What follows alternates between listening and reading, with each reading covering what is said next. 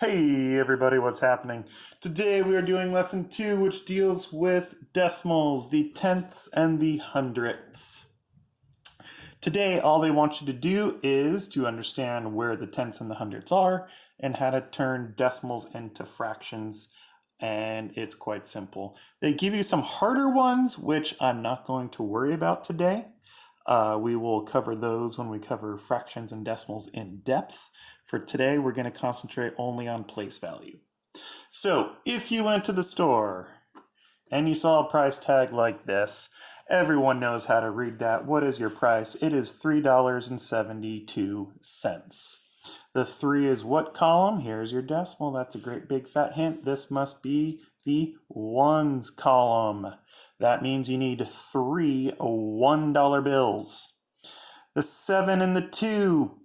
All right, so we're used to coins. You'd say, okay, I'd probably get like 2 quarters, 2 dimes, and 2 pennies, and that would make 72 cents. But no, we can't use any of the coins, all the coins. We are only allowed to use dimes and pennies because this column right here is the dimes place. And this penny right here is the pennies place. Now, that's not what most math teachers teach. They teach you that this is actually called something else. Well, let's think about it. How many dimes do I need to make $1? I need 10 dimes to make $1. That's why this is called the tenths place. Now, that sounds a lot like, I wish I didn't draw that dollar sign, this column over here, which would be the tens place. The difference is that this is tens, T-E-N-S. This is tenths, where you have to talk like a snake. Make sense? So that's the difference between tens and tenths. So if my price tag looked like this, where it was $13.72, I need 1 $10 bill, 3 $1 bills, 7 dimes or 7 tenths, and 2 pennies. Now let's talk about pennies. How many pennies do you need to make $1? You need 100 of them. That's why the real name for this column is the hundredths column. Again, if we're on the right side of the decimal over here, you got to talk like a snake. So over here would be your hundred column. Hundreds.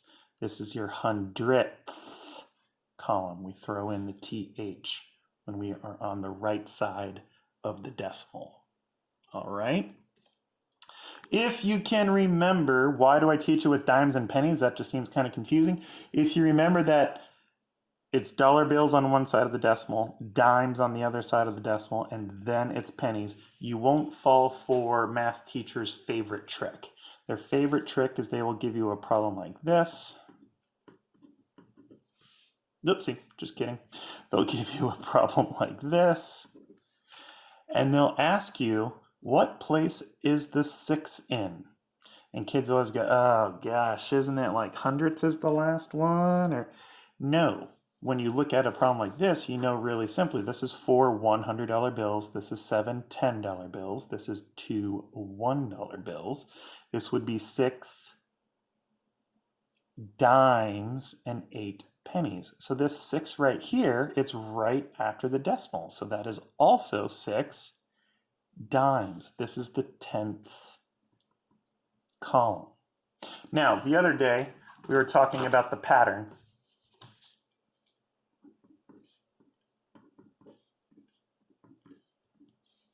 Actually, make that the decimal of 1, 10, 100, 1,000, 10,000, 100,000, 1 million, 10 million, 100 million, and the pattern keeps going on, right? 1, 10, 100, 1, 10, 100, 1, 10, 100. There is a little weird thing that happens when you go on the other side of the decimal. We don't start with, there's no such thing as once. So the 1 kind of starts here, and this goes straight to the tenths column, hundredths column, thousandths column. All right, and thousandths we get into tomorrow. Don't worry about that for today. Oops, you didn't get it on camera. There it is. Okay, so for today, we're only worrying about this. Immediately after the decimal is the tenths column. I like to call it the dimes column because we need 10 dimes to make a dollar. This is the pennies column. Everyone else calls it the hundreds column. Why? Because we need 100 pennies to make a dollar. So when you see this 472.6, that's our cheap way of saying it. That's not the real way to say it. The 6 is in the first column after. That's the dimes. That's the tenths. Simple. If this was the problem, everyone gets, oh, this is the tenths column.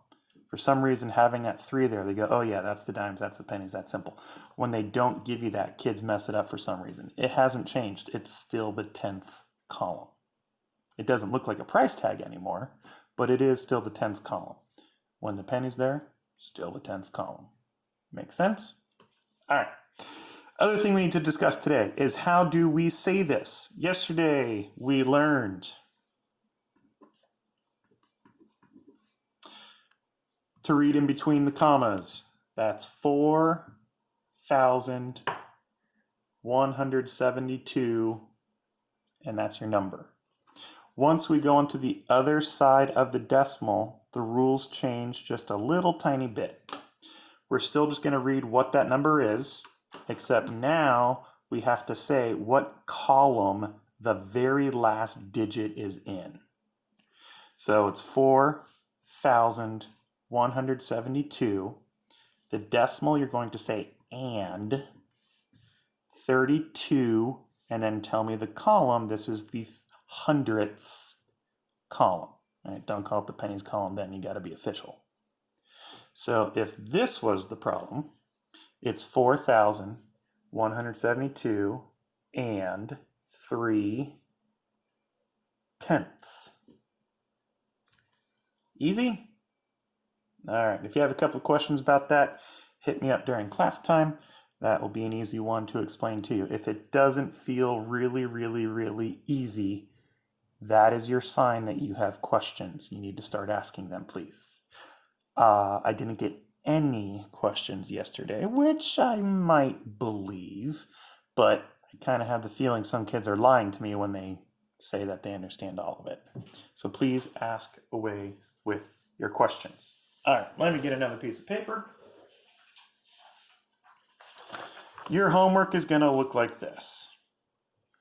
They don't even want you to read it correctly, actually, for your homework. They're going to give you a problem like this, 0.65. All right, 0.65 is the cheap way to say it. It's not how we're supposed to say it. Let's just get used to that now. How do we say this? Well, there's $0, so I'm not even going to mention them. This is 65, and then what is this column? The 5 is sitting in the pennies column, which we call hundredths. This is 65 hundredths. So to write that as a decimal, it's really simple. It's 65 hundredths. If you can say it, you can write it as a fraction. Did I say decimal earlier? Don't worry about it. So if I had, let's say 0.7, what column is that 7 sitting in? It's right after the decimal. That is the dimes. So the real name, oh yeah, I need 10 dimes to make a dollar. This is my tenths column. So this is 7 tenths. How do I write that as a fraction? Easy, 7 tenths. If you can say it, you can write it as a fraction. What if this was the problem? Well, how do we say it? 30 and 7 tenths. So now it's going to be that. It's a big 30 and the fraction right next to it, 7 tenths. Whatever's over here on the left side of the decimal, that just is written as a big number. Whatever is here on the right, that's going to turn into a fraction. So it's 7 tenths, 7 tenths. Simple. Then they want you to be able to go the other way. What if I gave you 2.98? Oopsie, just kidding. What if I gave you 2 and 73 hundredths? How am I going to write that as a decimal? Well, okay, that's simple. 2 and, that means 2 and. And then 73 hundredths, that means my 3 is going to be in the hundredth column. So I know that this one is the tenths. I know that this one is the hundredths. So the 3 is going to go right there. The 7 is going to go right before it. It's 2.73. The one that they love to fool you with is this one. 2 and 8 hundredths. Why is this wrong?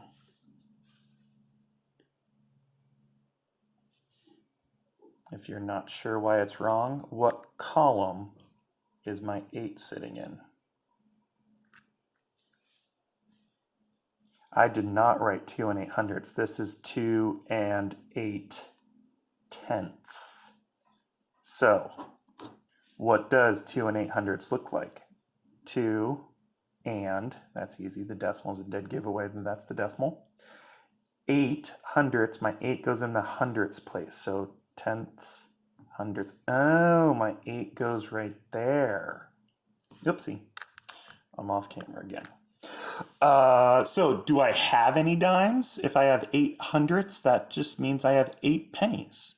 So what's it going to look like if I have $2 bills and 8 pennies? That price tag is going to just simply have a 0 in there. It's going to be 2 and 8 hundredths. That is all there is to it. It doesn't get any harder than this problem right here. If you understand this problem, you get why it's this and not this. You're totally golden. Alrighty. So here are your answers. Get a little bit closer here. The circled problems, those are the weird ones that I'm not going to bother teaching you right now. When we go over decimals and fractions, you're going to get that really quickly. I'm worried that if I teach that to you right now, some of you may get confused. We're just going to not even go over them because they disappear until we go over decimals, which is in a couple of months. So why even worry about it today? And here is your practice page. Again, the circled problems, you guys can just skip those. If you know what to do, go ahead and do it. If you don't even worry about it. All right, I'll see you at class if you have any questions.